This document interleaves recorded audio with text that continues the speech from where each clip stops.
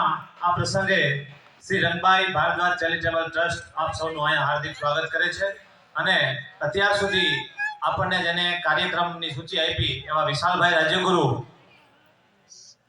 અને બપોર પછી પણ એનો સાંસ્કૃતિક કાર્યક્રમ છે તો એમનું સ્વાગત ચેતનભાઈ જોશી કરશે.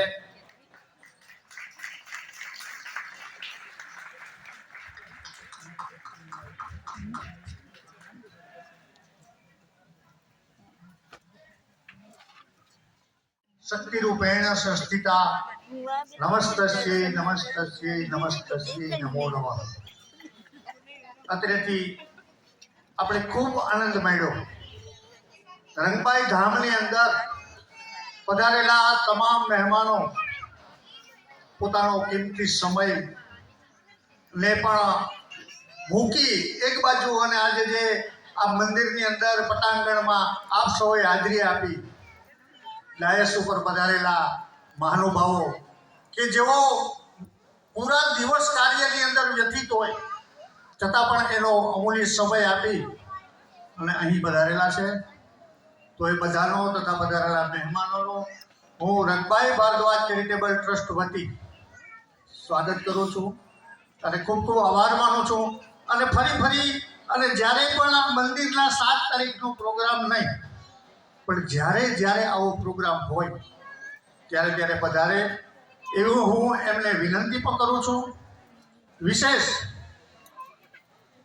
એટલો સમયથી આ રંગભાઈ ધામની અંદર મારી અનુભૂતિ છે કે એક પથ્થર હોય ને, પથ્થર એમાં તમે જો ભાવ અને તમારી આસ્થા રહેલો ને તો એ પ્રગટ થાય 100%.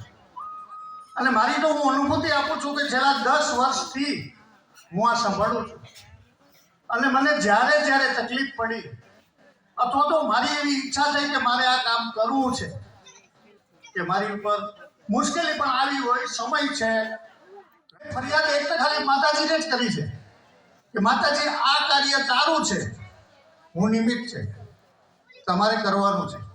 તો આવા સત્કાર્ય જે મને જેવા લાગ્યા છે, આવા કાર્ય પણ પાર પડ્યા છે, એ આ સંકુલની અંદર બિરાજેલા તમામ દેવી દેવતાઓને આભારી છે.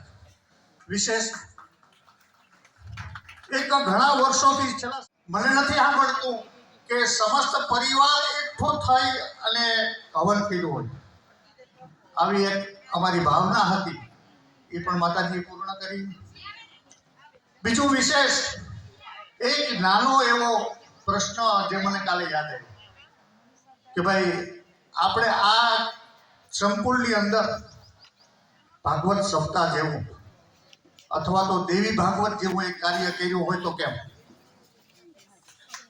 તો 5 જ મિનિટની અંદર મને એવું પ્રોત્સાહન મળ્યું કે પૈસો તો એક ગૌણ વસ્તુ છે, પણ તમામ પધારેલા પરિવાર જે ગોશાની અંદર કાલે મળ્યા ને અમે, તો એમાંથી 80% એમ કીધું કે મુકેશ આ કાર્ય કરવાનું જ છે, આપણે બધા સાથ અને સહકાર આપશું. અને આજે સવારે જ્યારે આ સંકુલનું કાર્યાલય મેં ખોલ્યું ને તો સાક્ષાત માતાજી સ્વરૂપે મને આવી અને એક નારી શક્તિએ જ મને કીધું કે મારું 2 દિવસનું જમણવાર મારા તરફથી. હજી અમારે તો ખાલી આયોજન કરવાનું હતું, બાકીની વસ્તુ વિચારને અમલમાં લેશું, મુહૂર્ત જોડાવશું, એનો સમય અને યોગ હશે ત્યારે આ કાર્ય મારા ખ્યાલથી જો માતાજીની કૃપા થશે તો આ સંકુલની અંદર જ થશે.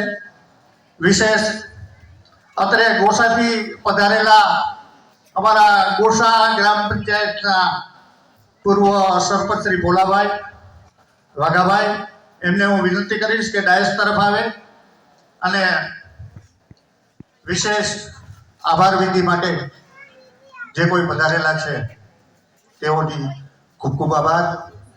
અને આપનો સાથ અને સહકાર અવારનવાર મળતો રહે એવી અપેક્ષા સહ. જય માતાજી. અને એક વચ્ચે બોલાઈ જાય છે કે ભૂકંપ કરો દી વાચાલમ ભંગુમ લંગાઈ દેગીરી યત કૃપા તમહમ વંદે પરમાનંદ માતા. લંગડો હોય ને પણ કદાચ અપંગ હોય તો એનું મનોબળ પ્રબળ હોય, ઉત્સાહ જોરદાર હોય તો એ પર્વત ચડી શકે. માતાજીની કૃપા આપણી સાથે જ છે. વાઘાભાઈ અને ભોલાભાઈને હું વિનંતી કરીશ કે તેઓ આવે ડાયસ ઉપર.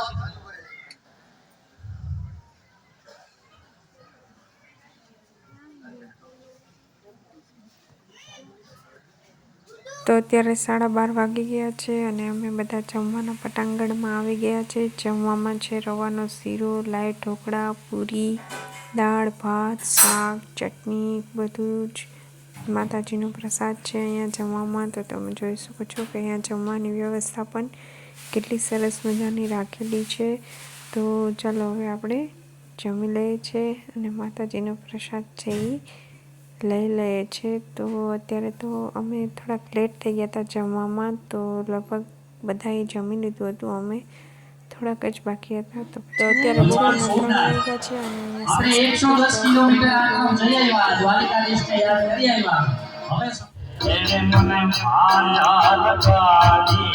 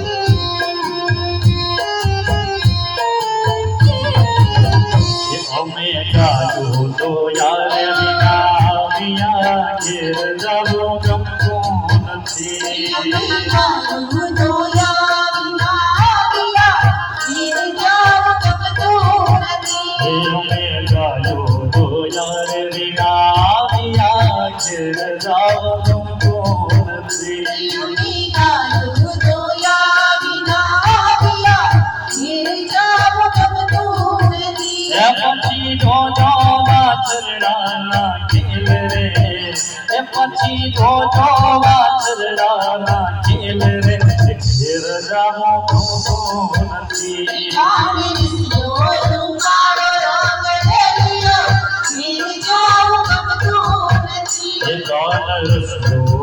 પાડો રંગ રેલિયો ઘેર જામો નથી.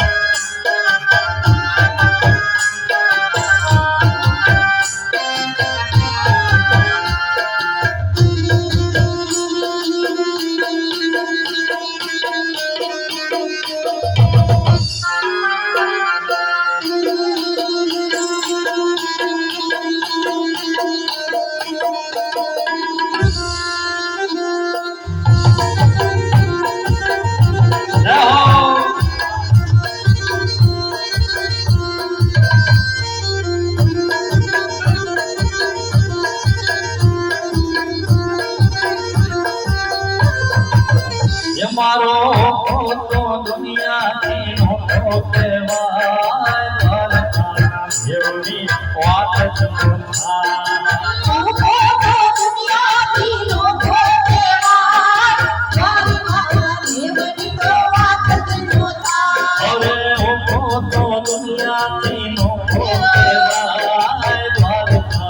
દેવની વાત જ નો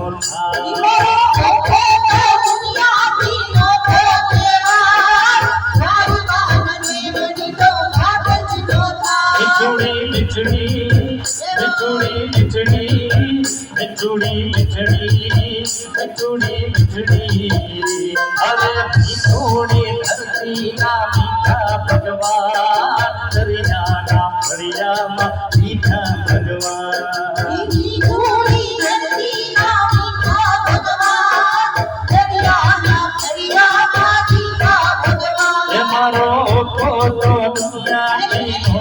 કે બાલા દ્વારકાના દેવની વાત નો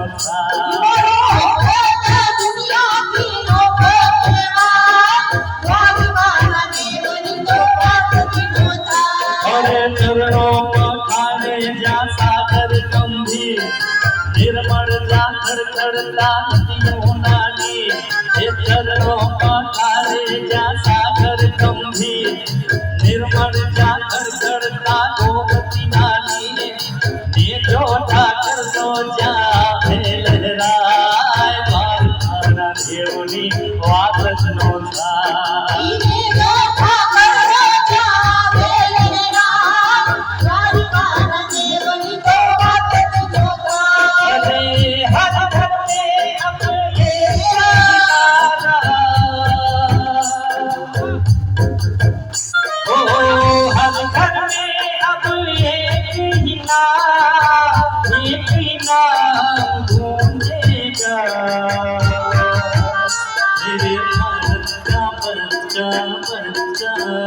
जय जय श्री राम भोले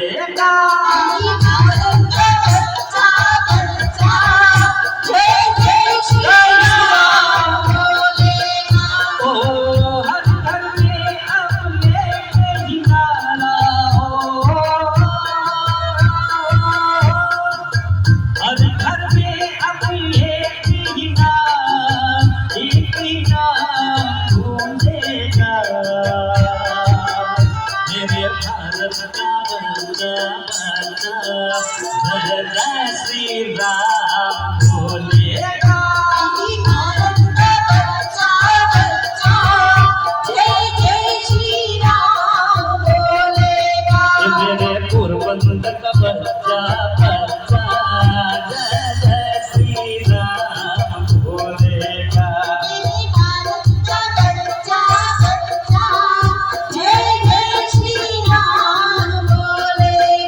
मेरे कोसा का बच्चा बच्चा जय जय श्री राम गाएगा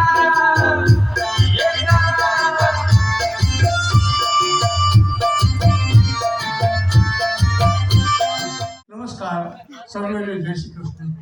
સવારથી માંડી અને સાંજ સુધી અત્યારે અવિરતપણે આપણે જે આજે સત્સંગ કાર્યક્રમ માંડી હવન હમ યજ્ઞ ભોજન અને અંતમાં અત્યારે જે લોક સાહિત્યનો કાર્યક્રમ સાંભળેલો છે તો સમગ્ર જોશી પરિવાર, બરડા ફિલ્મ સમાજ, ભારદ્વાજ ટ્રસ્ટ અને કારોબારી અને ટ્રસ્ટી ખાસ કરીને લાલજી કાકા અને વિઠ્ઠલ બાપુને વતી સર્વ વિશાલભાઈ સમગ્ર મંડળીનો ખૂબ ખૂબ આભાર અને ધન્યવાદ.